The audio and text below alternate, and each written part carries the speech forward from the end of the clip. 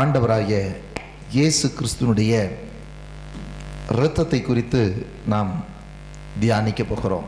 சகரியா தீர்க்கதரிசியின் புஸ்தகம் 9ஆம் அதிகாரம் 11ஆம் வசனத்தை நாம் வாசிக்க கேட்போம்.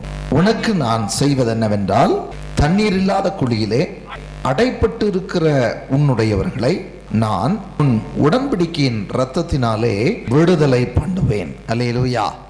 இங்கு ஆண்டுடைய வார்த்தை என்ன சொல்லுகிறது? தம்முடைய தீர்க்கன் சகரியாவை கொண்டு ஆண்டவர் சொல்லும்போது சொல்லுகிறார், உன்னுடையவர்களை நான் என்ன பண்ணுவேன்? உன்னுடைய உடன்படிக்கையின் இரத்தத்தினாலே விடுதலை பண்ணுவேன். இயேசு கிறிஸ்துவின் இரத்தம் விடுதலை கொண்டு வருகிற இரத்தம், இயேசு கிறிஸ்துவின் இரத்தம். ஆகவே தான் நம்ம நிறைய இடத்துல நம்ம பார்க்கும் பொழுது வீடுகளிலே அவர்கள் அந்த நிலை கதவுகளிலே அல்லது நிலைகளிலே கதவுகளிலே வீட்டில் எங்கெல்லாம் ஒட்டுமோ ஸ்டிக்கர் வாங்கி ஒட்டுறாங்க, இயேசு கிறிஸ்துவின் இரத்தம் ஜெயம், இயேசு கிறிஸ்துவின் இரத்தம் ஜெயம், இயேசுவின் இரத்தம் ஜெயம், இப்படி சொல்லி அவர்கள் இந்த ஸ்டிக்கர்ஸ் எல்லாம் ஒட்டி இருக்கிறது நீங்கள் பார்த்துருக்கலாம், நீங்களும் ஒட்டலாம், சிலர் எழுதுவாங்க. அப்போ இயேசு கிறிஸ்துவின் இரத்தம், அதில் மகிமை இருக்கிறது, இரத்தத்திலே ஜீவன் இருக்கிறது. ஆண்டுடைய வசனம் அப்படிதான் சொல்லுகிறது. இரத்தத்தில் தான் என்ன இருக்கா?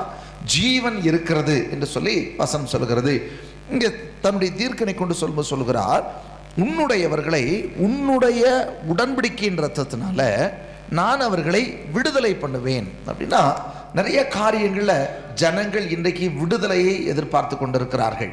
அந்த விடுதலையை கொடுப்பதற்காக அவருடைய இரத்தம், யாருடைய இரத்தம்? இயேசு கிறிஸ்துவினுடைய இரத்தத்தினாலே விடுதலையை கொண்டு வர விரும்புகிற தேவன் அதைத்தான் சொல்லுகிறார். உன்னுடையவர்களை உன்னுடைய உடன்படிக்கையின் இரத்தம் அப்படின்னு சொல்லி இயேசு கிறிஸ்து பார்த்தீங்கன்னு சொன்னா, கடைசியாக அவர் சிலுவிலே அறையப்படுவதற்கு முன்பாக அவர் சொன்ன வார்த்தைகளை நீங்கள் வாசிப்பீர்கள் சொன்னால், லூக்கா 22:20, போஜனம் பண்ணின பின்பு அவர் அந்தபடியே பாத்திரத்தையும் கொடுத்து இந்த பாத்திரம் உங்களுக்காக சிந்தப்படுகிற என்னுடைய இரத்தத்தினாலாகிய புதிய உடன்படிக்கையாய் இருக்கிறது. இதுல இயேசு சொல்லும் பொழுது இயேசு சொல்லுகிறார், அவர் பாத்திரத்தையும் கொடுத்து, இந்த பாத்திரம் உங்களுக்காக சிந்தப்படுகிற என்னுடைய இரத்தத்தினாலாகிய புதிய உடன்படிக்கையாய் இருக்கிறது என்றார் என்று சொல்லப்படும். அப்போ இயேசு கிறிஸ்துவுடைய புது உடன்படிக்கையின் இரத்தம், அதைத்தான் சகரியா தீர்க்கதரிசி சொல்லும்போது சொல்லுகிறார், உன்னுடைய உடன்படிக்கையின் இரத்தத்தினாலே அவர்களுக்கு நான் விடுதலை கொடுப்பேன் என்று சொல்லப்பட்டிருக்கிறது. அப்போ ஒரு 3 காரியத்தை மாத்திரம் நன்றைக்கு சொல்லி நான் ஜெபிக்க ஆசைப்படுகிறேன். முதலாவதாக, இந்த இரத்தத்தில் என்னன்னு முதல்ல இந்த இரத்தம் எப்படி விடுதலை? பழைய ஏற்பாட்டு காலங்களிலே நீங்கள் பார்ப்பீர்கள் என்று சொன்னால், இரத்தத்தை சாப்பிடக்கூடாது என்று சொல்லி ஆண்டவராகிய தேவன் சொல்லுகிறதை நீங்கள் ஆதியாகமத்திலே நீங்கள் பார்க்க முடியும். மாம்சத்தின் உயிர் இரத்தத்தில் இருக்கிறது. நான் அதை உங்களுக்கு பலிபீடத்தின் மேல் உங்கள் ஆத்துமாக்களுக்காக பாவ நிவர்த்தி செய்யும்படிக்கு கட்டளையிட்டேன். ஆத்துமாவிற்காக பாவ நிவர்த்தி செய்கிறது இரத்தமே. ஒரு மனிதனுடைய ஆத்துமாவுக்கு பாவ நிவர்த்தி வர வேண்டும் என்று சொன்னால் அது இரத்தத்தினால் மாத்திரம்தான் முடியும். ஆகவேதான் எபிரேயர்ல நீங்க வாசிக்கும் பொழுது எபிரேயர்ல அங்கே எழுதப்பட்டிருக்கும், அவருடைய இரத்தத்தினால தான் பாவ மன்னிப்பு, இரத்த சிந்துதல் இல்லாமல் பாவ மன்னிப்பு கிடையாது என்று சொல்லி எழுதப்பட்டிருக்கும். அதே போல கொலேசியர் 1ஆம் அதிகாரத்திலே வாசிக்கும் பொழுது 14ஆம் வசனம் சொல்லுகிறது, அவருடைய இரத்தத்தினாலே பாவ மன்னிப்பாகிய மீட்பு நமக்கு உண்டாயிருக்கிறது. கொலேசியர் 1:14 கூட வாசிக்கலாம். அவருக்குள் அவருடைய இரத்தத்தினால் பாவ மன்னிப்பாகிய மீட்பு நமக்கு உண்டாயிருக்கிறது. ஹல்லேலூயா.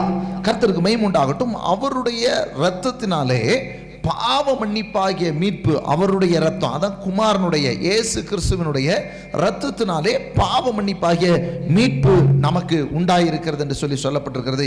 இந்த உலகத்திலே பாவத்திலிருந்து பாவ மன்னிப்பை பெற்றுக்கொள்வதற்காக பலவிதமான பரிகாரங்களை செய்கிறார்கள், பலவிதமான முயற்சிகளை எடுக்கிறார்கள், பலவிதமான காரியங்களை செய்தாலும் அவைகளிலிருந்து அவர்களுக்கு விடுதலை கிடையாது. ஒரு ஆத்துமாவில் பாவம் ஒட்டி இருக்குன்னா அந்த ஒட்டி இருக்கிற பாவத்திலிருந்து, அவர்கள் மேல் இருக்கிற அந்த பாவத்தின் கட்டுகளிலிருந்து விடுதலை பெற வேண்டும் என்று சொன்னால் அது இயேசு கிறிஸ்துவின் இரத்தத்தினால் மாத்திரம்தான் அந்த விடுதலையை பெற்றுக்கொள்ள முடியும்.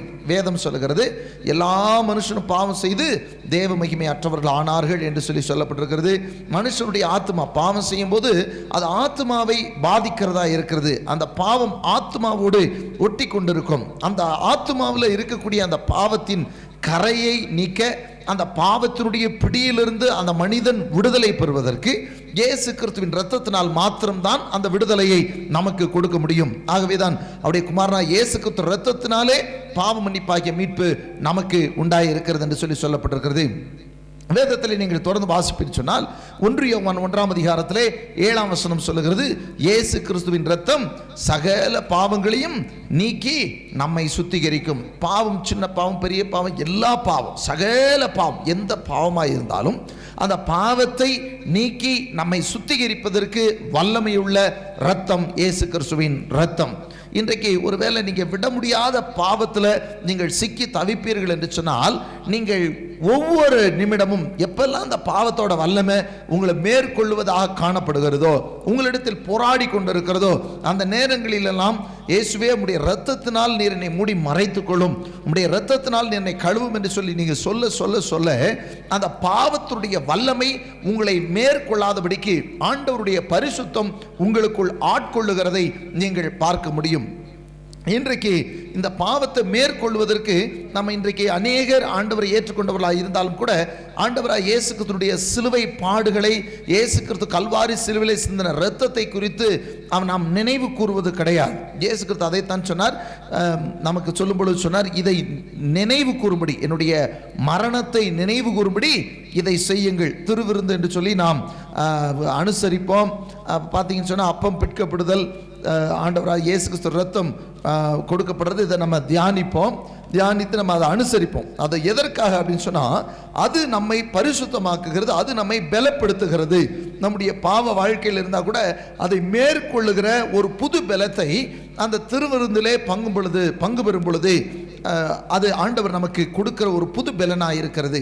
ஆகவே நீங்கள் பாவம் உங்களை மேற்கொள்ள வருகிறது தெரியும், நமக்கு இந்த நேரத்தில் நம்ம விழற மாதிரி சூழ்நிலை இருக்கு, பாவத்தோட வல்லமை என்னை மேற்கொள்வதை போல நான் உணர்கிறேன் என்று சொல்லி நீங்கள் நினைப்பிருச்சினால் அந்த நேரத்திலே நீங்கள் அறிக்கை செய்ய துவங்குங்கள்.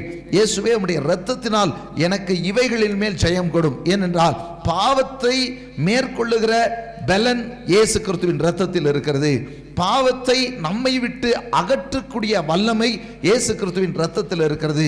இயேசு கிறிஸ்துவின் இரத்தம் ஜீவனுள்ள இரத்தம். அந்த இரத்தம் நம்முடைய வாழ்க்கையிலே காணப்படக்கூடிய பாவத்தின் கரையை அகற்றும், பாவத்தின் கட்டுகளை நம்மை விட்டு அகற்றும், பாவத்திலிருந்து விடுதலை வரும். ஏன்னு சொன்னால் இன்றைக்கு உலகத்தில் நாம் ஏற்கனவே பாவங்களை குறித்து தியானிக்கும் பொழுது, பாவம் தான் இன்றைக்கு மனிதனுடைய வாழ்க்கையில் எல்லாத்தையும் தடுமாற பண்ணுறது. சகல விதமான நன்மைகளையும் ஆண்டவர் அனுபவிக்க நமக்கு ஏற்படுத்தி வைத்திருந்த எல்லாவற்றையும் இந்த உலகத்திலே இழப்பதற்கு காரணமாக இருக்கிறது பாவமாக இருக்கிறது. அப்போ அந்த பாவத்தை மேற்கொள்வது இயேசு கிறிஸ்துவின் ரத்தம். இன்றைக்கு அதான் சொல்கிறாரு, அவருடைய ரத்தத்தினால பாவத்திலிருந்து விடுதலை உண்டு. இன்றைக்கு நாம் எடுக்கக்கூடிய பரிகாரங்கள், மற்ற நிறைய பேர் பரிகாரங்களை செய்வாங்க, இந்த பாவத்துக்கு எனக்கு ஒரு விமோச்சனம் கிடைக்கணும், இந்த பாவத்திலிருந்து எனக்கு ஒரு விடுதலை கிடைக்கணும் அப்படின்னு சொல்லிட்டு, அவைகளினால் நமக்கு எந்த ஒரு பிரயோஜனமும் இல்லை. ஆனால் இயேசு கிறிஸ்துவின் இரத்தத்தை நீங்கள் விசுவாசித்து நீங்கள் அறிக்கை செய்யும் பொழுது அந்த பாவத்திலிருந்து நீங்கள் விடுதலையை பெற்றுக்கொள்ளலாம். கர்த்தருக்கு மகிமை. இது முதலாவதாக. இரண்டாவதாக நீங்கள் வேதத்திலே பார்ப்பீர்கள் சொன்னால், வெளிப்படுத்தின விசேஷம் 12ஆம் அதிகாரம் 11ஆம் வசனத்தை கூட வாசிக்க கேட்போம். மரணம் நேரிடுகிறதாயிருந்தாலும் அதற்கு தப்பும்படி தங்கள் ஜீவனையும் பாராமல் ஆட்டுக்குட்டியின் இரத்தத்தினாலும் தங்கள் சாட்சியின் வசனத்தினாலும் அவனை ஜெயித்தார்கள் என்று சொல்லப்பட்டிருக்கிறது. அப்போ அவனை என்று சொல்லும் பொழுது இங்கு யாரை குறித்து இங்கு சுட்டி காட்டப்பட்டிருக்கிறது சொன்னால், பிசாசானவன், இந்த உலகத்திலே மனிதனை பிசாசானவன் கட்டி வைத்திருக்கிறான். அவனுடைய கையிலிருந்து விடுதலை வேண்டும் என்று சொன்னால் அந்த பிசாசுடைய பிடியிலிருந்து விடுதலை பெற்றுக்கொள்வதற்கு நமக்கு கொடுக்கப்பட்டிருக்கிற ஒரு மிகப்பெரிய ஒரு ஆயுதம் இயேசு கிறிஸ்துவின் ரத்தம். ஏன்னு சொன்னா இயேசு கிறிஸ்துடைய ரத்தம் பரிசுத்தமுள்ள ரத்தம், அதிலே பாவமே இல்லாத ரத்தம், அது ஜீவனுள்ள ரத்தம். இந்த பிசாசுக்கு பரிசுத்தம் என்றால் கிட்ட வரவே வராது. பரிசுத்தமா இருக்கிற இடத்துல பிசாசு வராது. பரிசுத்தமா இருக்கிற இடத்துல ஆண்டவர் வாசம் பண்ணுவார், இயேசு வாசம் பண்ணுவார். இயேசு பரிசுத்தம் உள்ளவர், அவர் சேனைகளின் கர்த்தர் பரிசுத்தம் உள்ளவர், நம்முடைய தேவன் பரிசுத்தம் உள்ளவர். இயேசுவின் ரத்தம் பரிசுத்தம் உள்ள ரத்தம். அதைத்தான் சொல்கிறார், அவனை மேற்கொள்ளும் பொழுது மேற்கொள்ள வேண்டும் என்றால் ஆட்டுக்குட்டியானவர் ரத்தத்தினாலே அவனை ஜெயித்தார்கள். பிசாசுடைய போராட்டங்களை மேற்கொள்வதற்கு இயேசு கிறிஸ்துவின் ரத்தத்தை கொண்டு நாம் மேற்கொள்ள முடியும். அதன் மூலமாக நமக்கு விடுதலை. ஆகவே எபிரேயரிலே வாசிக்கும் பொழுது எபிரேயர் 2:14, ஆதலால் பிள்ளைகள் மாம்சத்தையும் இரத்தத்தையும் உடையவர்களாயிருக்க அவரும் அவர்களைப் போல மாம்சத்தையும் இரத்தத்தையும் உடையவரானார். மரணத்துக்கு அதிகாரியாகிய பிசாசானவனை தமது மரணத்தினாலே அழிக்கும்படிக்கும் ஜீவ காலமெல்லாம் மரண பயத்தினாலே அடிமைத்தனத்திற்குள்ளானவர்கள் யாவரையும் விடுதலை பண்ணும்படிக்கும் அப்படியானார் என்று சொல்லப்படுகிறது. அதை தொடர்ந்து வாசிக்கலாம். ஆதலால் அவர் தேவதூதருக்கு உதவியாக கைகொடாமல் ஆபிரகாமின் சந்ததிக்கு உதவியாக கை கொடுத்தார் என்று சொல்லி இங்கே ஆண்டுடைய வார்த்தை சொல்லப்பட்டிருக்கிறது. அங்க என்ன அப்படின்னு சொன்னா, பிள்ளைகள் மாம்சத்தையும் ரத்தத்தையும் உடையவர்களாய் இருக்க அப்படின்னா உன்னுடையவர்கள் என்று சொல்லி நாம் சகரியால முதல்ல வாச வசனத்தை கொஞ்சம் அப்படி நினைவு கூறுவோம் என்று சொன்னால், அங்க ஆண்டுடைய வார்த்தை சொல்லுது உன்னுடையவர்களை அப்படின்னா அவரும் நம்மை போல ஆனார், அவரும் மாம்சத்தையும் இரத்தத்தையும் உடையவராக மாறினார். பிள்ளைகள் மாம்சத்தையும் இரத்தத்தையும் உடையவர்களாக இருக்கிறது போல அவரும் மாம்சத்தையும் இரத்தத்தையும் உடையவரானார். அதைத்தான் சொல்கிறார். ஆதலால் பிள்ளைகள் மாம்சத்தையும் இரத்தத்தையும் உடையவர்களாக இருக்க அவரும் அவர்களைப் போல மாம்சத்தையும் இரத்தத்தையும் உடையவரானார். மரணத்துக்கு அதிகாரியாகிய பிசாசானவனை தமது மரணத்தினாலே அழிக்கும்படிக்கும். நம்முடைய மரணம் எப்பொழுது வருகிறது? வசனத்தில் வாசிக்கும் பொழுது ஏசாயா 53:12 சொல்லப்படுகிறது, தம்முடைய ஆத்மாவை மரணத்தில் ஊற்றினார் என்று சொல்லப்பட்டிருக்கும். தன்னுடைய ரத்தம் தான் சரீரத்தில் என்ன இருக்கு? சரீரத்திலே ஜீவனை உண்டாக்கி தருகிறது. ரத்தம் சரீரத்தில் ரத்தம் முழுசும் போயிடுச்சுன்னு சொன்னா சரீரத்தில் என்ன இருக்காது? உயிர் இருக்காது. சமீபத்தில் எனக்கு தெரிந்த ஒரு நபருடைய ஒரு காரியத்தை நான் கேள்விப்பட்டேன். அவர் ஒரு விபத்துக்குள்ளாகும் பொழுது அவர் விபத்தில் நல்லா பேசுறாரு, எல்லாமே பண்ணிட்டு இருக்கிறார். அவருக்கு ட்ரீட்மெண்ட் எடுப்பதற்காக இங்கிருந்து மதுரை மீனாட்சி மிஷன் கொண்டு போய் அவர்கள் பல முயற்சிகளை எடுத்தார்கள். அவருடைய சரீரத்திலிருந்து வெளியே போய் கொண்டிருக்கிற இரத்தத்தை அவர்களால் நிறுத்த முடியவில்லை. அப்படி இருக்கக்கூடிய சூழ்நிலையில எவ்வளவோ முயற்சி செய்தும் ஆனா நல்லா பேசுறாரு, எல்லாம் கான்சியஸா இருக்கிறாரு. ஆனால் இரத்தத்தை நிறுத்த முடியாமல் போனதுனால அவர் அப்படியே இரத்தம் இல்லாததுனாலே அவர் மரித்து போனார். கர்த்தருக்கு மகிமை உண்டாகட்டும். நம்மள அவர் கான்சியஸ் இருக்கு, சரீரத்தில் பேசுறாரு, எல்லாம் செய்யறாரு. ஆனா ரத்தம் ஒண்ணு அவருடைய சரீரத்தை நிறுத்த முடியல. வெளியில போயிட்டு இருக்கிற ரத்தத்தை நிறுத்த முடியல. எந்த இடத்துல கட்டாயிருக்குன்னு அந்த மூஞ்சில ஃபேஸ்ல கண்டுபிடிக்க முடியல. ஆகவே அவர் மரித்து போனார். அப்போ ரத்தத்திலே ஜீவன் இருக்கிறது. இயேசுவின் ரத்தத்திலும் ஜீவன் இருக்கிறது. இயேசுவின் ரத்தத்திலே பரிசுத்தம் இருக்கிறது. இந்த ரத்தம் அவர் இயேசு கிறிஸ்து நமக்கு கல்வாரி சிலுவிலே தன்னுடைய கடைசி சொட்டு ரத்தம் வரை நமக்காக சிந்தினார். அந்த ரத்தத்தை முழுவதுமாக நமக்காக ஊற்றினார். அதான் சொல்றாரு, நமக்காக தன்னுடைய ஜீவனை மரணத்துல ஊற்றினார். ஜீவனை மரணத்தில் ஊற்றினார் என்று சொல்லி, ஆத்மாவை ஊற்றினார் என்று சொல்லி வேதத்திலே வாசிக்கலாம். அப்போ ஆண்டவராய் இயேசு கிறிஸ்து பிசாசை தம்முடைய மரணத்தினாலே அழிப்பதற்காக தம்முடைய கடைசி சொட்டு இரத்தத்தையும் இந்த பூமியிலே நமக்காக சிந்தினார். அந்த இரத்தத்துக்கு மகிமை இருக்கிறது. அந்த இரத்தம் பரிசுத்தமுள்ள இரத்தம். அந்த இரத்தத்தினாலே பிசாசுடைய பிடியிலிருந்து நாம் விடுதலை பெற்றுக் கொள்ள முடியும். இன்றைக்கும் பாருங்க, விடுதலைக்காக, பிசாசிலிருந்து விடுதலை வேணுன்றதுக்காக சில பில்லி சுனியங்கள், பல மந்திரங்களில் சிக்கி கொண்டு இருக்கிற பிள்ளைகள் அவர்கள் எப்படியாவது விடுதலை பெற்றுக்கொள்ள வேண்டும் என்பதற்காக பல இடங்களிலே அலைகிறார்கள், பல செலவுகளை பண்ணுகிறார்கள், பல காரியங்களை செய்கிறாங்க. ஆனால் அவர்கள் தொடர்ந்து ஆண்டவராய் இயேசு கிறிஸ்துவின் இரத்தத்தை விசுவாசித்து அறிக்கை செய்ய ஆரம்பிப்பார்கள் சொன்னால் அவைகளை கொண்டு பிசாசுகளை எளிதாக மேற்கொள்ள முடியும். பிசாசுடைய பிடியிலிருந்து நமக்கு ஒரு விடுதலையை கொடுக்க வல்லவர் ஆண்டவராய் இயேசு கிறிஸ்து. ஹல்லேலூயா, கர்த்தருக்கு மகிமை உண்டாகட்டும். அதைத்தான் இங்கே சொல்லுகிறார். ஆட்டுக்குட்டியான் இரத்தத்தினாலே அவனை ஜெயித்தார்கள். அதிலிருந்து விடுதலையும் பெற்றுக்கொள்ளலாம். மற்றவர்கள் பிடியில் இருக்கிறவர்களையும் இயேசு கிறிஸ்துவின் இரத்தத்தை நாம் அறிக்கையிட்டு மேற்கொள்ளலாம். பிசாசானவன் இயேசுவின் இரத்தத்துக்கு பயப்படுவான். அந்த உலகத்தில் அவன் பயப்படக்கூடிய ஒன்று பரிசுத்தம், இரண்டாவது ஆண்டவராகிய இயேசு கிறிஸ்துவின் இரத்தம். ஆகவே தான் சொல்றார், அந்த இரத்தத்தை கொண்டு நாம் ஜெயம் எடுக்க கர்த்தர் கிருபை அருள்வார். மூன்றாவதாக ஆண்டுடைய வார்த்தை பார்ப்பேன் சொன்னால் எபிரேயருக்கு எழுதின நிருபம், எபிரேயர் 9ஆம் அதிகாரத்தில் 14ஆம் வசனத்திலிருந்து வாசிக்க கேட்போம். நித்திய ஆவியினாலே தம்மை தாமே பழுதற்ற பலியாக தேவனுக்கு ஒப்பு கொடுத்த கிறிஸ்துவினுடைய இரத்தம் ஜீவனுள்ள தேவனுக்கு ஊழியம் செய்வதற்கு உங்கள் மனசாட்சியை செத்த கிரியைகளற சுத்திகரிப்பதற்கு எவ்வளவு நிச்சயம். நிச்சயம் 12 வாசிங்க. 12 வெள்ளாட்டுக்கடா, இளங்காளை இவைகளுடைய இரத்தத்தினாலே அல்ல, தம்முடைய சொந்த இரத்தத்தினாலும் ஒரே தரம் மகா பரிசுத்த ஸ்தலத்திலே பிரவேசித்து நித்திய மீட்பை உண்டு பண்ணினார். அது எப்படி எனில் காளை வெள்ளாட்டுக்கடா இவைகளின் இரத்தமும் தீட்டுப்பட்டவர்கள் மேல் தெளிக்கப்பட்ட கடாரியின்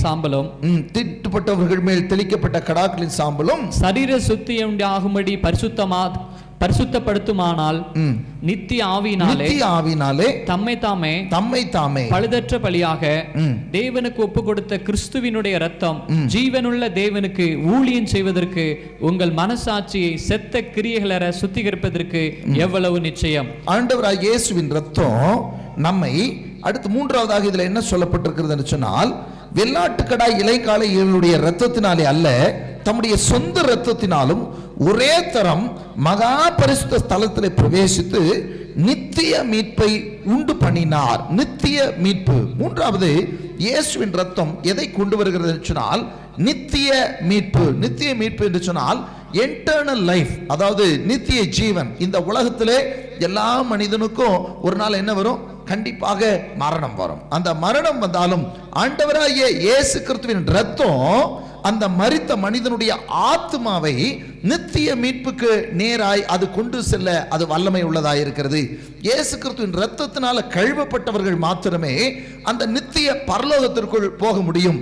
இந்த மீட்பை ஆண்டவர் கொடுக்கிறார். பாதாளத்திலிருந்து மீட்டெடுக்கிற ஒரு காரியம் கர்த்தருக்கு. இதை நாம் சகரியால வாசிக்கும் பொழுது உன்னுடையவர்கள், மறுபடியும் சகரியாவை நாம் வாசிக்கலாம். சகரியா, உனக்கு நான் செய்வது என்னவென்றால் தண்ணீர் இல்லாத குழியிலே அடைபட்டிருக்கிற உன்னுடையவர்களை நான் உன் உடன்படிக்கையின் இரத்தத்தினாலே விடுதலை பண்ணுவேன் என்று சொல்லி இங்கே சொல்லப்பட்டிருக்கிறது. இந்த இதுல ஃபர்ஸ்ட் பத்தியில் அவர் சொல்ற காரியங்க பாத்தீங்கன்னா, தண்ணீர் இல்லாத குழியிலே அடைப்பட்டிருக்கிற உன்னுடையவர்களை என்று சொல்லி சொல்லப்பட்டிருக்கும். தண்ணீர் இல்லாத குழியிலே என்று சொன்னால் பழைய ஏற்பாட்டு காலத்தில் ஆண்டவரை விசுவாசித்தவர்கள் கூட அவர்கள் இருக்கக்கூடிய இடம் பாதாளத்தின் ஒரு பகுதியில் தான் அவங்க இருந்தாங்க. அது ஒரு இளைப்பாறுதல் ஸ்தலம். அதிலே அவர்கள் இளைப்பாரி கொண்டிருந்தார்களே தவிர அவர்கள் அப்பொழுது பரலோகத்துக்குள் போவதற்கான எந்த ஒரு வாய்ப்பும் கிடையாது, எந்த ஒரு வாசலும் கிடையாது. அதை நீங்கள் வாசிப்பின்னு சொன்னா எபிரேயர் 11ஆம் அதிகாரத்திலே கடைசி வசனத்தை வாசித்தால் அதிலே சொல்லப்பட்டிருக்க எடுத்து வாசிப்போம். எபிரேயர், அவர்கள் நம்மை அல்லாமல் பூரணராகாதபடிக்கு விசேஷித்த நன்மையானதொன்றை தேவன் நமக்கென்று முன்னதாக நியமித்திருந்தார். அப்ப பாருங்க, இதுல என்னன்னா, நம்மை இல்லாமல் அவர்கள் பூரணராகாதபடிக்கு விசேஷித்த நன்மையானது ஒன்றை நமக்கென்று அவர் நியமித்திருந்தார்னு சொல்லி ஆண்டுடைய வார்த்தை சொல்லுகிறது. அப்போ பழைய ஏற்பாட்டு பரிசுத்தவர்கள் அதுக்கு முந்தின வசனங்கள் எல்லாம் வாசி பார்த்தீங்கன்னா அவர்கள் எல்லாம் ஆண்டவருக்காக வாளால் அறுப்புண்டிருப்பாங்க, கல்லெறியப்பட்டிருப்பாங்க, இறந்திருப்பாங்க, விசுவாசத்துக்காக விசுவாசத்தில் நிலைத்திருப்பாங்க, பலவிதமான பாடுகளை அனுபவித்து மரித்தவர்கள் தான். ஆனாலும் அது தொடர்ந்து அதில் வாசிக்கும் பொழுது வாக்குத்தத்தம் பண்ணப்பட்ட அந்த இடத்தை அவர்கள் அது தொடர்ந்து வாசிங்க 11. அதுக்கு முந்தின இவர்கள் எல்லாரும் விசுவாசத்தினாலே நற்சாட்சி பெற்றும் வாக்குத்தத்தம் பண்ணப்பட்டதை அடையாமற் போனார்கள். இவங்க எல்லாம் விசுவாசத்துல என்ன பண்ணாங்களா? நற்சாட்சி பெற்றிருந்தார்களா? நற்சாட்சி பெற்று இருந்தும் வாக்குத்தத்தம் பண்ணப்பட்டதை இவர்கள் அடையாமற் போனார்கள். அப்ப அடையாம போனவங்க அதுக்கு அடுத்த ஆன்சர், அதுக்கு அடுத்த வசனத்துல ஆண்டவர் சொல்லுகிறார், இவர்கள் எல்லாம் நம்மை இல்லாமல் பூர்ணராகாதபடிக்கு விசேஷித்த நன்மையானது ஒன்றை நமக்கென்று வைத்திருக்கிறார். அப்ப பழைய ஏற்பாட்டு பரிசுத்தவான்கள் பாதாளத்தின் ஒரு பகுதியிலே இவர்கள் எல்லாம் இருக்கிறார்கள். ஆகவேதான் இயேசு கிறிஸ்துவும் கூட வேதத்தில் சொல்லப்பட்டிருக்கும். பேதுரு அதை எழுதும் பொழுது எழுதுவார், நோவாவின் நாட்களிலே அங்கே 8 பேர் தவிர மற்ற எல்லாரும் இந்த பூமியிலே அவர்களுடைய பாவத்திற்காக அழிக்கப்பட்டார்கள். அழித்து மாண்ட ஆவிகளுக்கு இயேசு அங்கே போய் பிரசங்கம் பண்ணினார் என்று சொல்லப்பட்டிருக்கும். அவங்க பாதாளத்தில் இருந்தவர்களுக்கு அவர் பிரசங்கம் பண்ணினார் என்று சொல்லி அங்கே சொல்லப்பட்டிருக்கிறதை நீங்க வேதத்தில் வாசிக்கலாம். அங்கே ஆபிரகாமும், பாதாளம் என்பது பழைய ஏற்பாட்டு காலத்தில் எப்படி இருக்கும் என்று சொன்னால், ஒரு பக்கத்தில் லாசரு ஆபிரகாமுடைய மடியிலே வைத்து தேற்றப்பட்டு கொண்டிருக்கிறார். ஒரு குறிப்பிட்ட தூரத்திற்கு அந்த பக்கத்திலே பெரிய ஐஸ்வர்யவான் லாசரும் பூமியிலே இருக்கிற நாட்களிலே லாசரு கஷ்டப்பட்டு இருந்தார், ஐஸ்வர்யவான் நல்ல சுகபோகமாக இருந்தார். அப்படி சுகபோகமாக இருக்கிறவர் இப்பொழுது பாதாளத்தின் ஒரு பகுதியாகிய இருக்கக்கூடிய அங்கே தீ எரிந்து கொண்டிருக்கக்கூடிய இடத்துல அவர் கிடக்கிறாரு. அங்கே இருந்து அவர் கேட்கிறார், இந்த லாசருடைய கையினாலே தண்ணீரை தொட்டு என்னுடைய நாவலை வைக்க சொல்லுங்கள் என்று சொல்லி கேட்கிறார். கேட்கும் பொழுது அங்கே ஆபிரகாம் சொல்லும் பொழுது சொல்லுகிறார், எங்களுக்கும் நீங்க இங்க வர முடியாதபடிக்கு, நாங்க அங்க வர முடியாதபடிக்கு எங்களுக்கும் உங்களுக்கும் ஒரு நடுவுல ஒரு பிளவு தான் இருக்குது. அப்ப பழைய ஏற்பாட்டு காலத்தில் அவ்வளவுதான், அவர்கள் பாதாளத்தில் தான் இருக்கிறார்கள். வேதத்திலே நிறைய காரியங்கள் இருக்கிறது. தானியேல் என்று சொல்லக்கூடிய ஒரு தீர்க்கதரிசி ஆண்டவருடைய மனுஷன் அங்கே வேதத்திலே பார்க்கும் பொழுது ஆண்டவர் அவனை பார்த்து சொல்வார், தானியேலுக்கு சொல்வார், சில வெளிப்பாடுகளை கொடுத்துட்டு சொல்வார், நீயோ வென்றால் முடிவு மட்டும் போயிரு, உன்னுடைய நாட்களின் விதித்திற்கு நீ எழுந்திருப்பாய் அப்படின்னு சொல்லிட்டு உன் வரிசையின்படி நீ எந்திரிப்பேன்னு சொல்லிட்டு தானியேலை பற்றி சொல்லியிருப்பார். அப்ப தானியேலும் தன்னுடைய இளைப்பாறுதலிலே போய் படுத்து கொண்டுதான் இருந்தார். பரிசுத்தவான்கள் எல்லாம், ஆபிரகாமும் சரி அல்லது ஈசாக்கு, யாக்கோபு சொல்றாரு, நான் வருத்தத்தோட பாதாளத்துக்குள்ள இறங்குவேன், நிறைய முடியல இருக்கும்போது நான் துக்கத்தோடு என் ஆத்மா பாதாளத்துக்குள் இறங்கும் என்று சொல்லுகிறதை பார்க்கலாம். நம்முடைய முற்பிதாதான். ஆனால் இப்படி எல்லாருமே அங்கே இருந்தார்கள். ஆனால் இயேசு கிறிஸ்து இந்த உலகத்திலே வந்து மனிதனாக பிறந்து தன்னுடைய கடைசி சுற்று ரத்தத்தை நமக்காக சிந்தி மரித்து உயிரோடு எழுந்த பின்பு எழுந்த போதுதான் அநேக கல்லறைகள் எல்லாம் திறக்கப்பட்டது. பரிசுத்தவான்களுடைய கல்லறைகள் எல்லாம் திறந்து அதிலிருந்து பரிசுத்தவான்கள் எல்லாம் எழுந்து பரிசுத்த நகரத்திலே அவர்கள் காணப்பட்டார்கள் என்று சொல்லி ஆண்டவருடைய வசனம் சொல்லப்பட்டிருக்கிறது. அவர்கள் நித்திய மீட்புக்குள் போவதற்காக இயேசு கிறிஸ்துவின் இரத்தம் தான் அவர்களை கொண்டு வந்தது. அதைத்தான் இங்கே சொல்லப்பட்டிருக்கிறது. இயேசு கிறிஸ்துவின் இரத்தம் நமக்கு நித்திய மீட்பை கொண்டு வருகிறது. நித்திய மீட்பு என்று சொன்னால் அழிவில்லாத அந்த பரலோகத்துக்குள்ளே நம்மை கொண்டு போய் சேர்க்கிறதா இருக்கிறது. இந்த உலகத்திலே அநேகம் இருக்கலாம், நிறைய இன்னைக்கு தங்களை தெய்வங்கள் என்று சொல்லுகிறவர்கள் இருக்கிறார்கள், தெய்வம் என்று சொல்லிக் கொள்ளுகிறவைகள் எல்லாம் இருக்கிறது. ஆனாலும் இவைகளால் யாராலும் அந்த நித்திய மீட்பை அந்த பரலோகத்துக்குள் கொண்டு போய் விட முடியுமா, அழைத்து செல்ல முடியுமா என்று சொல்லி கேட்டால் ஒருவராலும் முடியாது. ஏனென்றால் அந்த பரலோகத்துக்குள் அழைத்து செல்வதற்கு அதிகாரம் பெற்றவர் இயேசு கிறிஸ்து ஒருவரே. அவருடைய இரத்தம் ஒன்றே ஒவ்வொரு மனிதனையும் பரலோகத்திற்குள் அழைத்து செல்வதற்கு தகுதியை ஏற்படுத்துகிறது. இயேசு கிறிஸ்துவின் இரத்தம் மாத்திரமே பரலோகத்தின் கதவை, பரலோகத்தின் வாசலை திறந்து விடுகிறதா இருக்கிறது. அந்த இரத்தத்தை விசுவாசித்த இரத்தத்தினால் மீட்கப்பட்டவர்களுக்கு மாத்திரம்தான் அந்த பரலோகத்தின் வழியாக அந்த வாசல், பரலோகத்தின் வாசல் வழியாக பரலோகத்திற்குள் செல்வதற்கு வழி உண்டாயிருக்கும். அதைத்தான் சொல்கிறார் இங்கே நித்திய மீட்பு என்று சொல்லி சொல்லப்பட்டிருக்கிறதை நாம் பார்க்கிறோம். 12ஆம் வசனத்திலே, இளங்கால இவருடைய இரத்தத்தினால் அல்ல, தம்முடைய சொந்த இரத்தத்தினாலும் ஒரே தரம் மகா பரிசுத்த ஸ்தலத்தில் பிரவேசித்து நித்திய மீட்பை உண்டு பண்ணினார். நித்திய மீட்பு இதுக்கு மேல அவங்களுக்கு வருத்தம் கிடையாது, இதுக்கு மேல அவங்களுக்கு தாகம் கிடையாது, இதற்கு மேல அவர்களுக்கு பசி கிடையாது, இதுக்கு மேல அவர்கள் அழுகை கிடையாது, இதற்கு மேல அவர்களுக்கு பற்கடிப்பு கிடையாது. அவர்கள் என்றென்றும் ஆண்டவரோடு கூட சந்தோஷமாய் வாழ்கிற இடம்தான் அந்த பரலோகம். அந்த இடத்திற்குள் போவதை பற்றி தான் சொல்லுகிறார். நித்திய மீட்பு, நித்திய மீட்பு. இதுக்கு மேல போய் இன்னொரு தடவை சிக்கிக்க போறது கிடையாது. ஆனால் இந்த பூமியில் இருக்கிற நாட்கள்ல ஒருவேளை சிலர் விடுதலை ஆவாங்க, மறுபடியும் என்ன பண்ணிக்குவாங்க, மறுபடியும் சில நேரங்களில் பிசாசுடைய பிடியில் மாட்டிக்கொள்கிறார்கள், பாவத்தின் பிடியில் மாட்டிக்கொள்கிறார்கள், பலவிதமான சூழ்நிலையிலே சிக்கிக் கொள்ளுகிறார்கள். நித்திய மீட்பு என்று சொன்னால் இவங்க இதுக்குள்ள போனதுக்கு அப்புறம் அதுக்கப்புறம் திரும்ப அவங்களுக்கு எந்த ஒரு பிரச்சனை இல்லாத இடம், நித்தியமான இடம். ஆகவே தான் ஆண்டவராக இயேசு சொல்லுகிறார், என் சரீரத்தை புசித்து என் ரத்தத்தை பானம் பண்ணுகிறவனுக்கு என்ன உண்டு? நித்திய ஜீவன் உண்டு. அவனுக்கு ஜீவன் உண்டு, அவனுக்கு நித்திய ஜீவன் உண்டு என்று சொல்லி ஆண்டவராய் இயேசு கிறிஸ்து சொல்லுகிறதை நீங்கள் பார்க்கலாம். கர்த்தருக்கு மகிமை உண்டாகட்டும். அப்படியானால் மூன்றாவதாக ஒரு மீட்பு பாதாளத்துக்குள் போகாதபடிக்கு, நரகத்துக்குள் போய்விடாதபடிக்கு, என்றென்றைக்கும் அந்த பரலோகத்திற்குள் அந்த ஆண்டவராய் இயேசு கிறிஸ்து இருக்கக்கூடிய இடத்திற்குள் போகும்படியான மீட்பை குறித்து சொல்லுகிறார். அதை மேலும் வெளிப்படுத்தின விசேஷத்திலே வாசிக்கும் பொழுது இங்கே ஆண்டவர் சொல்லுகிற வார்த்தை, வெளிப்படுத்தின விசேஷம் 1ஆம் அதிகாரம் 6ஆம் வசனத்தை கூட வாசிக்கலாம். நம்மிடத்தில் அன்பு கூர்ந்து தமது இரத்தத்தினாலே நம்முடைய பாவங்களற நம்மை கழுவி தம்முடைய பிதாவாகிய தேவனுக்கு முன்பாக நம்மை ராஜாக்களும் ஆசாரியர்களும் ஆக்கின அவருக்கு மகிமையும் வல்லமையும் என்றென்றைக்கும் உண்டாயிருப்பதாக என்று சொல்லி இங்கே சொல்லப்பட்டிருக்கிறதை பார்க்கலாம். அதே போல நீங்கள் தொடர்ந்து வாசிங்கன்னா அதே வெளிப்படுத்தின விசேஷம் 5ஆம் அதிகாரத்திலே தேவரீர் புஸ்தகத்தை வாங்கவும் அதன் முத்திரைகளை உடைக்கவும் பாத்திரராயிருக்கிறீர். ஏனெனில் நீர் அடிக்கப்பட்டு சகல கோத்திரங்களிலும் பாஷைக்காரரிலும் ஜனங்களிலும் ஜாதிகளிலும் இருந்து எங்களை தேவனுக்கென்று உம்முடைய இரத்தத்தினாலே மீட்டுக்கொண்டு எங்கள் தேவனுக்கு முன்பாக எங்களை ராஜாக்களும் ஆசாரியர்களும் ஆக்கினீர். நாங்கள் பூமியிலே அரசாளுவோம் என்று புதிய பாட்டை பாடினார்கள் என்று சொல்லி சொல்லப்பட்டிருக்கிறது. இங்கே ஆண்டவருடைய வார்த்தை சொல்லுகிறது பாருங்கள். ஆண்டவராகிய இயேசு கிறிஸ்து நம்மை தேவனுக்கென்று அவருடைய இரத்தத்தினாலே மீட்டுக் கொண்டார். நம்ம யாருக்காக மீட்டுக் கொள்ளப்பட்டிருக்கிறோம்? ஆண்டவருக்காக, தேவனுக்காக, பிதாவாகிய தேவனுக்காக அவருடைய இரத்தம் நம்மை மீட்டு எடுத்து விட்டது.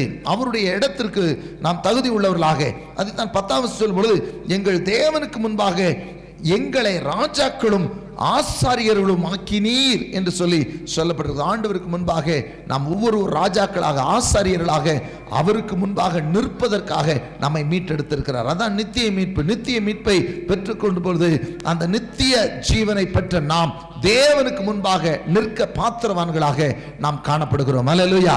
அந்த தேவனுக்கு முன்பாக நிற்க பாத்திரம், அந்த பரலோகம்.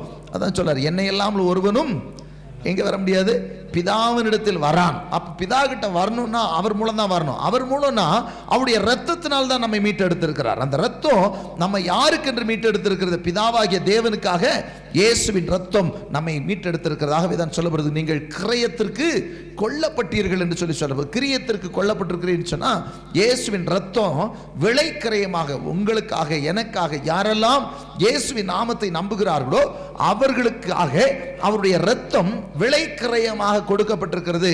நம்மை அவருக்கு சொந்தமாக மாற்றுவதற்காக, பிதாவாகிய தேவனுக்கு சொந்தமாக மாற்றப்படுவதற்காக. ஆகவே தான் இயேசு சொல்லும் பொழுது சொல்லுகிறார், நான் உலகத்தான் அல்லாதது போல நீங்களும் உலகத்தார் அல்ல. நான் உங்களை உலகத்திலிருந்து தெரிந்து கொண்டேன்.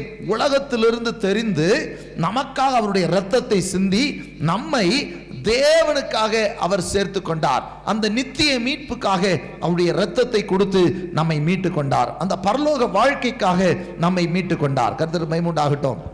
இந்த உலகத்துல பல விதமான வியாதிகள் கூட ஒருவேளை டாக்டர்கள் மருந்துகளை கொடுத்து சுகமாக்கலாம், பிரச்சனைகளை கூட சில இடங்களில் போய் தீர்த்து கொள்ளலாம். ஆனால் பரலோகத்திற்கென்று நாம் போக வேண்டும் என்று சொன்னால் அவருடைய இரத்தத்தினால் உண்டாயிருக்கிற மீட்பு இல்லாமல் அந்த பரலோகத்திற்குள் போக முடியாது. அதை தான் சொல்கிறார், நித்திய மீட்பை நமக்காக ஏற்படுத்தி வைத்தார் என்று சொல்லி. ஹல்லேலூயா. கர்த்தருக்கு மகிமை உண்டாகட்டும். கர்த்தர் நல்லவர். நாம் தொடர்ந்து ஆண்டவருடைய சமூகத்தை நோக்கி பார்ப்போம், ஜெபிப்போம்.